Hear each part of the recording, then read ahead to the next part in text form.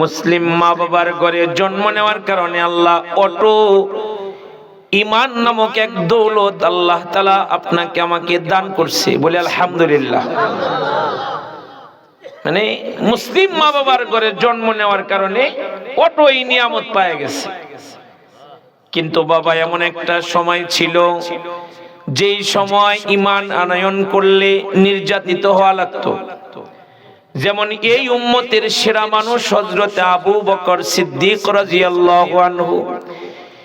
এই উম্মতের আমি মানুষ আবু বকর মাইশা সিদ্দিক আমার পেয়ারা নবীকে ডাক দিয়ে বলেছে, নবী গো, আকাশের তারা যেমন গোনা যায় না, আপনার এমন কোন সাহাবী আছে নি যার নেক গয়না শেষ করা যাবে না?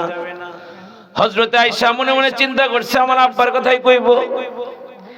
আল্লাহর নবী বললেন, জি হ্যাঁ আছে, আমার এমন একজন উম্মত আছে আকাশের তারা যেমন গোনা শেষ করা যায় না, আমার ওই উম্মতের নেক ওই রকম গয়না শেষ করা যাবে না।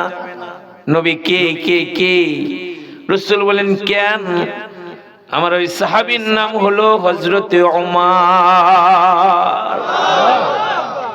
হযরত ওমর রাস্তা দিয়ে হাঁইটে যাইতেছে, এই উম্মতের সেরা মানুষ আবু বকরের সাথে তার দেখা। তো হযরত ওমর আবু বকরকে প্রস্তাব করে, ভাই আবু বকর আসেন আমরা নেকি পাল্টাপাল্টি করি, আমি ওমরের জীবনের আপনাকে দিয়া দিব, আর আপনি মাত্র একটা রাতের নেক আমারে দেন। আবু বকর বলে, কোন রাতের নেক চাও? বলে, হিজরতের রাতে, যে রাতে তুমি আল্লাহর দস্তরে পাহারাদারি করছো, ওই এক রাতের নেকি আমারে দাও, আর ওমরের গোটা জীবনের নিয়ে নাও। আবু বকর তো নরম মানুষ, কিন্তু ব্যাকল না। এই বলে, বুঝলাম, কিন্তু আমি তো আমার নবীর অর্ডার ছাড়া কোনো কিছু করি না, চলো না নবীজির কাছে যাই। নবীজির কাছে দুজন গেছে। আবু বকর মনের আনন্দে বলে, নবী গো, জানেন ওমর তার গোটা জীবনের সব নেক আমারে দিতে চায়, আর আমার মাত্র এক রাতের নেকি চায়। নবী গো, করুমনি। আমার রাসূল তাবাসসুম মুস্কি হেসে দিয়ে বলে, আবু বকর আপনি আমার শ্বশুর, ওমরও আমার শ্বশুর, আমি কাউরে ঠগাইতে পারম না। তবে এতটুকুন বলে দেই, আমার আবু বকরের এক রাতের নেক যদি মিজানের এক পাল্লায় দেওয়া হয়, আর ওমরের গোটা জীবনের সব নেক যদি মিজানের অপর পাল্লায় দেওয়া হয়, আমার আবু বকরের পাল্লাটাই ওজনে ভারী হয়ে যাবে। আবু বকর মুস্কি এসে দিয়ে বলে, ওমর রে, পাল্টা পাল্টি করা যাবে না। সেই আবু বকর ঈমান আনয়ন করার কারণে বাবা মারতে মারতে মারতে মারতে মাটিতে ফেলে দিয়েছে।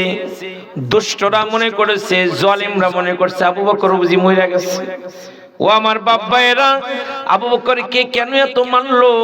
চুরি ডাকাতি করে নাই, ছিনতাই রাহাজানি করে নাই, ঈমান আনয়ন করার কারণে এই কুরবানি দিতে হয়েছে, ঠিক কি না? হযরতে খাব্বাব রাদিয়াল্লাহু আনহু নবীর জলিল কদর সাহাবী, জ্বলন্ত আগুনের মধ্যে, কয়লার মধ্যে টানা ছেঁচড়া করছে, তার কোমরের চর্বি পয়রা, গোশত গইলা পয়রা আগুন নিভছে। কেন রে? ঈমান আনয়ন করার কারণে এই কুরবানি দেওয়া লাগছে।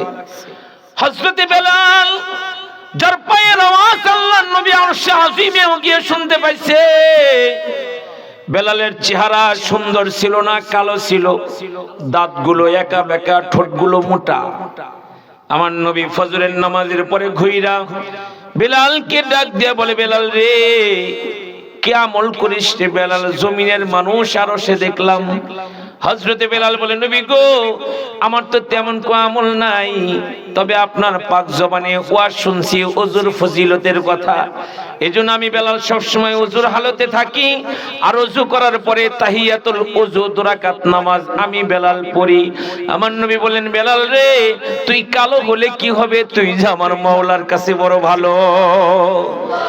সেই বেলালকে জিহ্বার মধ্যে পেরাক দিছে বাবা, উত্তপ্ত বালুর উপরে, গরম বালুর উপরে চিৎ করে শোয়া, বুকের উপরে বড় পাথর চাপা দিয়ে রাখছে, কিন্তু বেলালের জবান থেকে আল্লাহর নাম সরাইতে পারে নাই। সুবহানাল্লাহ। কেন কুরবানি দিয়েছে? একমাত্র শুধুমাত্র ঈমান আনয়ন করার কারণে তাদের এই কুরবানি দেওয়া লাগছে। আল্লাহর কাছে লাখো কোটি শুকরিয়া। রব্বুল আলামিন আল্লাহ তাআলা ওই নিয়ামত আপনার আমার দান করছে, শুকরিয়া আদায় করি বলি আলহামদুলিল্লাহ। আরো জোরে বলি আলহামদুলিল্লাহ।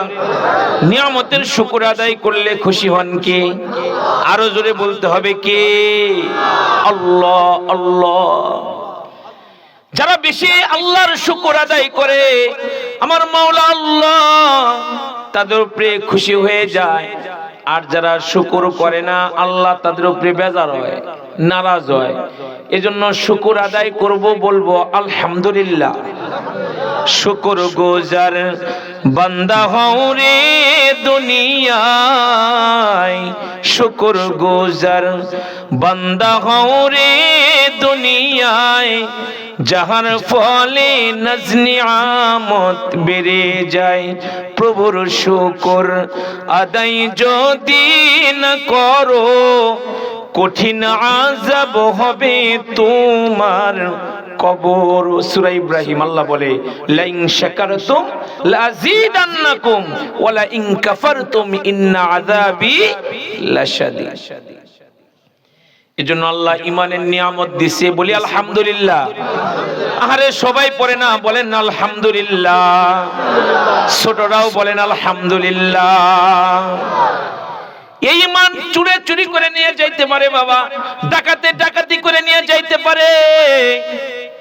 ঈমানকে পাহারাদারি করে রাখার দরকার আছে না নাই? কিছু কথা বললে ঈমান নষ্ট হয়ে যায়, ওই কথা বলা লাগে না। কিছু কাজ করলে ঈমান নষ্ট হয়ে যায়, ওই কাজ করতে হয় না। ঈমান কেমনে বাড়ানো যায়, ওই মেহনতের মধ্যে মুমিন সব সময় মেহনত করে যায়। রব্বুল আলামিন আল্লাহ তাআলা সূরা মুমিনরা কেমনে ঈমান বাড়াবে, মুমিনের কোয়ালিটি কি, সূরা আনফালে আল্লাহ তাআলা সে বিষয়গুলোকে তুলে ধরেছে। মোট 5টা বিষয়। কয়টা? 1 নাম্বার ইয়াদ করবেন। 1 নাম্বার আল্লাহ তাআলা বলেন, ইন্নামাল মুমিনুনা আল্লাযীনা ইযা যুকিরাল্লাহ। আমার মহান আল্লাহ বলে, ঈমানদারকে জানো, 1 নাম্বার ঈমানদার সে যার সামনে আল্লাহর নাম উচ্চারিত হলে তার হৃদয় কাঁপে ওঠে। মুমিনের সামনে মালিকের নাম উচ্চারণ হইলে মুমিনের অন্তর কাঁপাকাঁপি করে। দেন না ফজরের সময় এত ঠান্ডা, মসজিদের মিনারের আজান শুনলে মুমিন রে দামি কম্বলে বিছানায় আর রাখতে পারে না। কথা কন না কে? এত ঠান্ডা বাতাস, তারপরে আরামের বিছানাকে লাথি মাইরা ঠান্ডা পানি দিয়ে ওযু করে কার সামনে দাঁড়ায়? আল্লাহর নাম কইতে কি শরম লাগে? কার সামনে? মালিকের সামনে, আল্লাহর সামনে।